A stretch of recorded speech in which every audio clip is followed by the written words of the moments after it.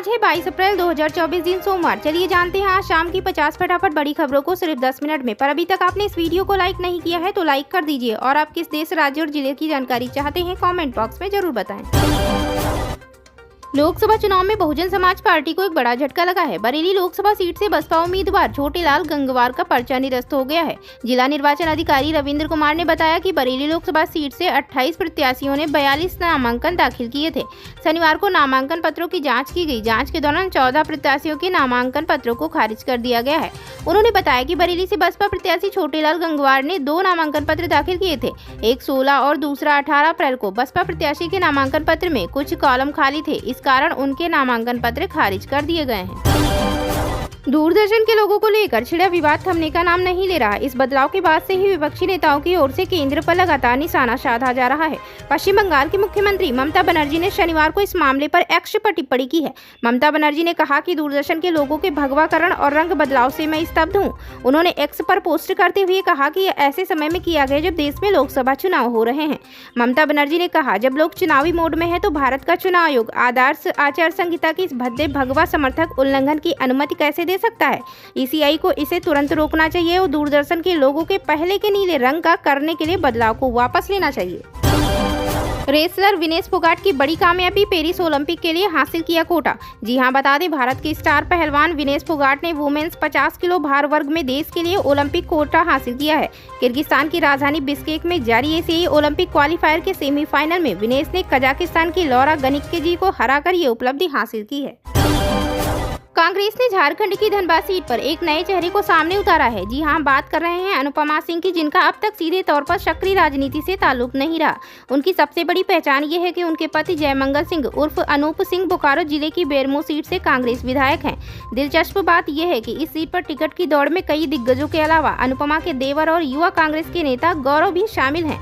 अनुपमा सिंह को कांग्रेस प्रत्याशी बनने के फैसले ने हर किसी को चौंका दिया है। इसके पहले वर्ष 2019 में भी कांग्रेस ने धनबाद सीट पर पूर्व क्रिकेटर कीर्ति आजाद को अचानक मैदान में उतार दिया था। हालांकि उन्हें जबरदस्ती शिकस्त खानी पड़ी थी। बहरहाल अनुपमा सिंह की उम्मीदवारी घोषित होने के बाद उनके पति विधायक जयमंगल सिंह ने मोर्चा संभाल लिया है। HDFC लाइफ इंश्योरेंस के चेयरमैन और एग्जीक्यूटिव डायरेक्टर दीपक पारेख ने अपने पद से इस्तीफा दे दिया है। कंपनी ने आज 18 अप्रैल को एक्सचेंज फाइलिंग में इसकी जानकारी दी है। कंपनी की तरफ से शेयरों बाजारों को भेजी गई डिटेल्स के मुताबिक उनका कार्यकाल आज खत्म हो रहा है। उनकी जगह पर KKM मिस्त्री को चेयरमैन नियुक्त किया गया है। बोर्ड ने एक मत से उनके नाम पर अपनी मंजूरी दे दी है। अभी इसे बीमा नियामक IRDA की मंजूरी लेनी है। इजराइल डिफेंस फोर्स की नेतन्याह यहूदा बटालियन पर अमेरिका ने बैन लगा दिया है। खबर मीडिया में आते ही इजरायली प्रधानमंत्री बेंजामिन नेतन्याहू आग बबूला हो गए। उन्होंने अमेरिका के इस फैसले की निंदा की है। नेतन्याहू ने कहा, अमेरिका का यह फैसला बेतुका है, उसे ऐसा नहीं करना चाहिए था। जिस सरकार का मैं नेतृत्व कर रहा हूं, मैं इन कदमों के खिलाफ हर संभव तरीके से कार्रवाई करूंगा। यह प्रतिबंध वेस्ट बैंक फिलिस्तीनियों के खिलाफ मानवाधिकार उल्लंघन के आरोप में लगाया गया है।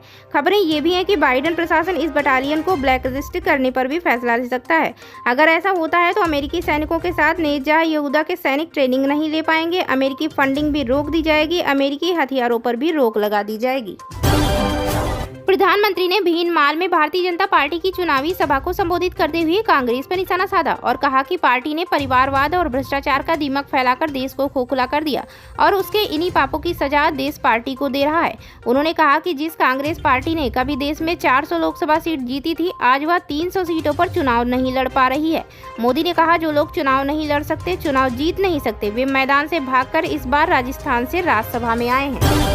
पंकज त्रिपाठी की बहन के एक्सीडेंट का खौफनाक वीडियो आया सामने। डिवाइडर से टकराकर उड़े कार के फरकच्चे। बता दें कि बॉलीवुड एक्टर पंकज त्रिपाठी की बहन और बहनोई का झारखंड में दर्दनाक एक्सीडेंट हुआ है। खौफनाक सड़क दुर्घटना में पंकज त्रिपाठी के जीजा की मौत हो गई, वहीं उनकी बहन की हालत गंभीर बताई जा रही है। धनबाद में हुई सड़क दुर्घटना का खौफनाक CCTV फुटेज अब सामने आया है, जिसे देख लोगों के होश उड़ गए हैं। CCTV में देखा जा सकता है कि भीड़ वाली जगह पर पंकज के बहनोई की तेज रफ्तार कार दूर से आते हुए अचानक डिवाइडर से टकरा गई।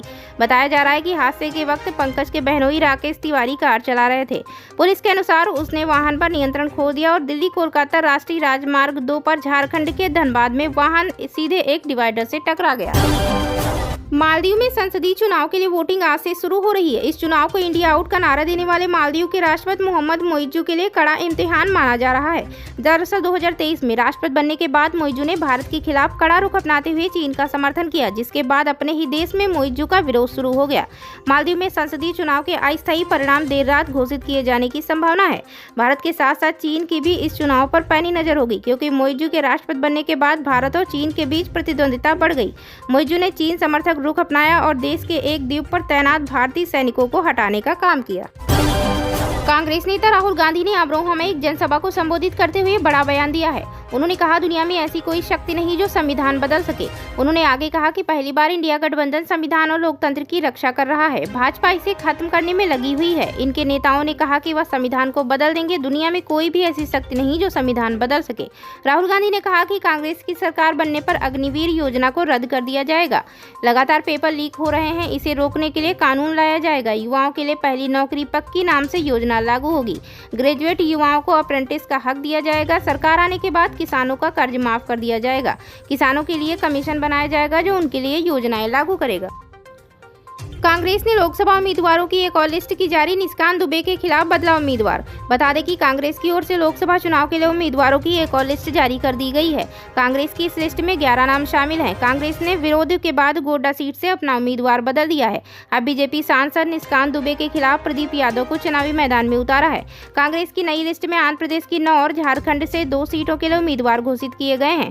कांग्रेस ने झारखंड की गोड्डा सीट पर अपना उम्मीदवार बदल दिया, जहाँ उसने निष्कांत दुबे के खिलाफ पहले विधायक दीपिका सिंह पांडे को मैदान में उतारा था। कांग्रेस का दूसरे चरण में सबसे बड़ा दांव मथुरा, गाजियाबाद, अमरोहा, बुलंदशहर में झोंकी ताकत। बता दें कि समाजवादी पार्टी के साथ गठबंधन का लोकसभा चुनाव में उतरी कांग्रेस का दूसरे चरण में सबसे बड़ा दांव देखने को मिल रहा है। इसमें दोनों दल 4-4 सीटों पर चुनाव लड़ रहे हैं। कांग्रेस ने इन सीटों पर 2 दलित, 1 मुस्लिम और 1 ब्राह्मण महिला को उम्मीदवार बनाया है।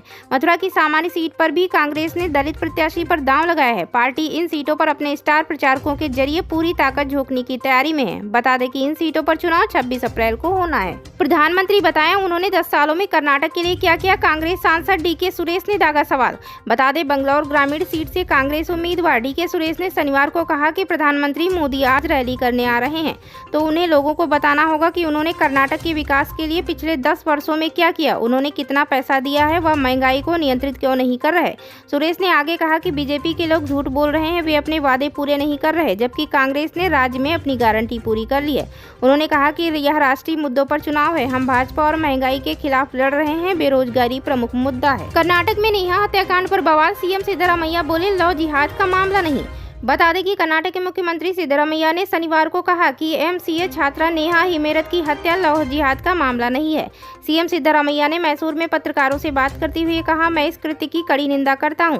हत्यारे को तुरंत गिरफ्तार कर लिया गया। ये लव जिहाद का मामला नहीं है। सरकार यह सुनिश्चित करेगी कि हत्यारे को कड़ी सजा दी जाए।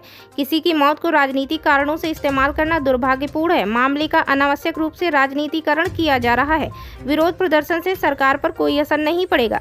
शिवमोगा सीट से लोकसभा चुनाव लड़ रहे भाजपा सांसद BY राघवेंद्र ने शनिवार को संसदीय क्षेत्र में कहा कि आरोपी ने गांजा पीने के बाद नेहा की हत्या की। हिमाचल में चुनाव लड़ेगी बसपा, 4 सीटों के लिए प्रत्याशी घोषित। बता दें कि हिमाचल प्रदेश में बहुजन समाज पार्टी भी लोकसभा चुनाव लड़ने जा रही है। शनिवार को पार्टी के प्रदेश अध्यक्ष नारायण आजाद की ओर से 4 सीटों के लिए प्रत्याशियों की सूची जारी की गई है। मंडी संसदीय सीट पर सरकाघाट के प्रकाश चंद भारद्वाज, शिमला सीट से सिरमौर के अनिल कुमार, हमीरपुर से धर्मपुर के हेमराज और कांगड़ा से शुला की रेखा रानी को प्रत्याशी बनाया गया है। प्रदेश अध्यक्ष ने बताया कि पार्टी सुप्रीमो मायावती की मंजूरी के बाद 4 सीटों के लिए प्रत्याशियों का चयन किया गया। बीपीएससी ने बिहार शिक्षक बहाली 3rd बैच परीक्षा का कैलेंडर किया जारी। बता दें कि बिहार में शिक्षक अभ्यर्थियों की प्रतीक्षा की घड़ी खत्म हो गई है। बीपीएससी ने 3रे फेज की शिक्षक नियुक्ति परीक्षाओं का संशोधित कैलेंडर जारी कर दिया है। अब टीआरई 3rd फेज की शिक्षक बहाली पुनर्परीक्षा 10 से 12 जून को होगी और परीक्षा परिणाम 10 जुलाई को जारी होगा। दरअसल बिहार में बीपीएससी टीआरई 3rd पुनर्परीक्षा की तैयारी शुरू होने के खबर के साथ बता दें कि बीते 15 मार्च को बीपीएससी टीआरई 3rd की परीक्षा आयोजित हुई थी, लेकिन परीक्षा का प्रश्न पत्र लीक होने के कारण यह 20 मार्च को रद्द कर दी गई थी। बिहार लोक सेवा आयोग के अध्यक्ष रवि मनु भाई परमार ने कई बैठकों के बाद अब इसे जून में करवाने का फैसला किया। जेल से ही अपनी गैंग को मजबूत कर रहे गैंगस्टर लॉरेंस बिश्नोई के गिरोह से जुड़े माफियाओं में राकेश साहू और रोहित मोई के अलावा धनंजय सिंह का नाम भी सामने आया है। गुजरात के साबरमती जेल में बंद गैंगस्टर लॉरेंस बिश्नोई का उत्तर प्रदेश के जौनपुर की जेल में बंद बाहुबली नेता और माफिया धनंजय सिंह से कनेक्शन सामने आया है। मीडिया रिपोर्ट के मुताबिक राष्ट्रीय जांच एजेंसी ने साबरमती जेल में बंद लॉरेंस बिश्नोई से पूछताछ की है। पूछताछ में उसने अलग अलग प्रदेशों के कई माफियाओं से अपने रिश्ते कबूले। इनमें से उत्तर प्रदेश के जौनपुर जिले के माफिया धनंजय सिंह भी शामिल हैं, जो अपहरण और रंगदारी के एक मामले में 7 साल की सजा काट रहे हैं।